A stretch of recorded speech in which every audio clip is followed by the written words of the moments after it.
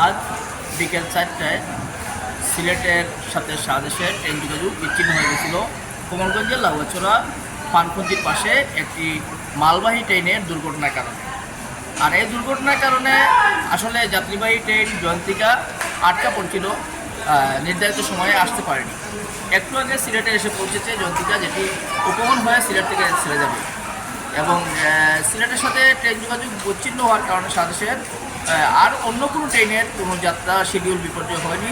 শুধুমাত্র আজকে সিলেট থেকে উপবন ট্রেন যেটি, এটি সিলেটের কর্তব্যরত স্টেশন মাস্টার এবং সিলেটের বড় স্টেশনের প্রধান মাস্টার যিনি আবু বকর মোহাম্মদ রাসেল, তিনি জানিয়েছেন যে 11:15টার দিকে ট্রেনটি ছেড়ে যাবে সিলেট থেকে।